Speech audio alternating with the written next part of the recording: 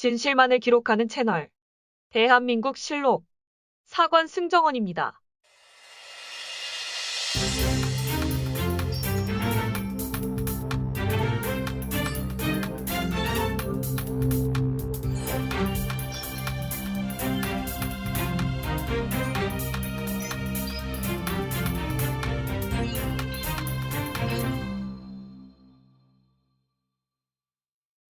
경찰청이 전국경찰서장 회의를 주도한 류사명 총경을 대기발령 내면서 경찰 조직 내에선 팀장회의가 새롭게 예고됐습니다.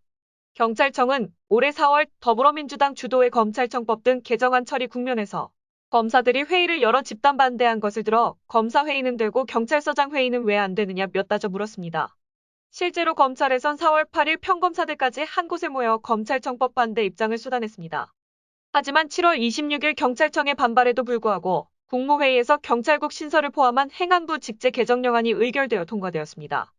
행안부는 경찰 행정을 투명하게 한다는 게 주요 취지라며 발표했습니다. 검찰청은 법무부가 견제하고 국세청은 기획재정부가 견제하는 것처럼 경찰청도 행안부의 관리 감독이 필요하다는 주장을 펼쳤습니다. 이를 두고 경찰 측은 과거 내무부 치안본부로의 회귀라며 비판을 하고 있습니다. 앞서 행안부는 경찰들의 회의를 두고 쿠데타와 준하는 상황이라며 강도 높게 비판한 적이 있습니다. 이에 국민의힘 권성동 대표는 경찰들의 집단행동은 배부른 밥투정이며 반드시 책임이 뒤따를 것이라며 강하게 비판했습니다. 권성동은 경찰들의 반대는 직무유기이자 국민 혈세로 월급을 꼬박꼬박 받는 이들의 배부른 밥투정이라며 비판했습니다. 권성동 원내대표가 국회에서 열린 본회의에서 윤석열과 문자 메시지를 주고받고 있는 모습이 포착되었습니다. 윤석열은 내부 총질이나 하던 당대표가 바뀌니 달라졌다며 뜻을 표했습니다. 이전 당대표는 이준석 당대표로 현재는 당원권 정지 상태에 있어 사실상 징계받은 상태입니다. 권성동은 이날 오후 저희 부주의로 대통령과의 사적인 대화 내용이 노출되어 오해를 불러일으킨 것은 전적으로 저희 잘못이라며 말했습니다. 하지만 문자 파동의 문제점은 윤석열은 지난 8일 이준석 전 대표가 성상납 의혹으로 당원권 정지를 받을 때도 국민의힘 당원 한 사람으로서 참 안타깝다. 대통령으로서 당무에 대해 언급하는 것은 적절하지 않다고 선을 그었습니다.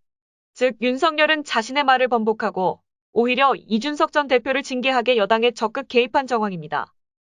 윤석열 대통령의 지지율이 20%대로 추락했습니다. 취임 80일 만에 이루어진 일입니다. 이에 윤석열은 지지율이 올라가든 내려가든 일희일비하지 않고 국민만 보고 열심히 하겠다고 전달했습니다. 중앙일보는 지지율이 빠르게 떨어지면서 국정 동력이 상실될 수 있다며 우려를 표했습니다. 보수 성향인 조선, 동아, 중앙일보는 윤석열과 권성동 사이의 갈등이 암시되고 있다며 말했습니다. 특히 지지율이 30%가 무너진 날 권성동과 윤석열의 문자에 대해 보도되자 윤석열이 상당히 불쾌했었다며 대통령실 고위 관계자가 전하였습니다. 대통령실 관계자는 권성동 원내대표는 각종 논란으로 자숙해야 할 때 언론 플레이를 하는 듯한 모습에 실망감이 크다며 전달했습니다. 지지율이 빠르게 하락하는 가운데 여러 언론 매체들은 윤석열의 독단적 태도를 언급하며 경찰국 신설, 청와대 이전, 이명박 사면 등 여론을 무시하고 밀어붙이는 독단적 정치가 심각하다며 정치 스타일을 완전히 바꿔야 된다며 강한 비판을 하고 있습니다. 법무부에서 인구 감소 지역에 외국인으로 채울 예정이라며 밝혔습니다. 10월부터 시범 사업을 실시할 예정이며 한동훈 법무부 장관은 지역 특화형 비자를 신설해 지방 인구 감소에 대응한다는 방침입니다. 시범 사업 대상으로 행정안전부가 지정한 89개 인구 감소 지역에서 공모 접수를 받겠다며 밝혔습니다. 이번 시범 사업은 지자체 생활인구 확대, 경제활동 촉진, 인구 유출 억제 등이 목적입니다. 내년 1월 1일 시행되는 인구 감소 지역 지원 특별법에 대비해 오는 10월부터 1년간 운영될 예정이라고 밝혔습니다. 시범 사업에 선정된 지자체는 해당 지역의 적정 인구 수요를 고려해 외국인에게 비자를 발급하고 시범 사업 성과를 분석해 제도를 정착시켜 나갈 계획이라고 밝혔습니다. 시범 사업에선 조선족을 대상으로 해당 지역 일정 기간 의무 거주와 취업을 조건으로 비자를 선발급하고 위반 시 비자를 취소하는 방식으로 하겠다며 밝혔습니다. 국민의힘이 주장하던 유엔에서 탈북 어민 북송을 거부했다는 주장이 거짓임이 밝혀졌습니다. 국민의힘은 탈북 어민들이 북송될 당시 판문점을 관할하는 유엔사의 승인이 없었다고 꾸준히 주장해왔습니다. 국민의힘 측에선 문재인 정부가 정전협정을 위반한 채 서둘러 북송시켰다고 강하게 비판했습니다. 하지만 대정부 질문에서 국민의힘 주장이 거짓임으로 드러났습니다.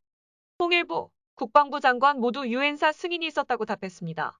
이에 민주당에선 기초적인 사실 확인조차 하지 않고 마구잡이로 의혹을 제기해왔음을 스스로 입증한 블랙 코미디라고 비판했습니다.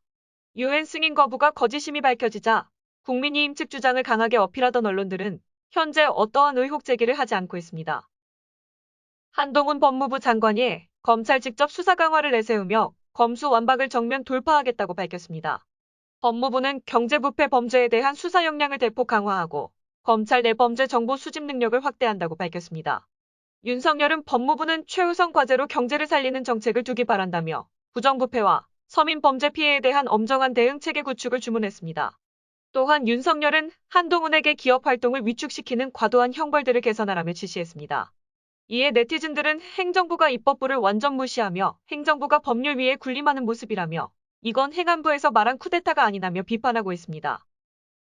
윤석열 대통령이 항상 말하던 소통이 자취를 감췄습니다. 29일부로 도어 스태핑을 외부 일정의 이유로 멈춘다며 대통령실은 밝혔습니다. 용산 대통령실 이전과 함께 윤석열이 스스로 강조했던 소통은 최근 문자 파동과 경찰국 신설 등의 논란 이후 자취를 감춘 것으로 보입니다. 청와대의 조선총독부를 다시 짓겠다는 문체부가 또다시 어이없는 변명을 했습니다. 조선총독부를 복원하는 것이 아닌 청와대의 예전 본관을 복원하는 것이라며 말을 교묘하게 바꿨습니다. 청와대 예전 본관은 조선총독부 건물과 동일한 건물입니다. 계속된 비판이 이어오자 문체부에선 미니어처가 아닌 사진으로 대체하겠다며 밝혔습니다. 하지만 청와대에는 조선총독부가 있었던 장소에 조선총독부 건물 사진이 포함된 설치물이 이미 해당 장소에 마련되어 있습니다. 문체부가 계속 자신의 말을 번복하는 가운데 지난 21일 업무보고 자료에는 조선총독부를 복원한다고 분명히 적혀 있는 만큼 사실상 한일 관계를 개선하기 위해 일본의 눈치를 보며 조선총독부를 복원하는 것이 아니냐는 비판을 계속 받고 있는 실정입니다.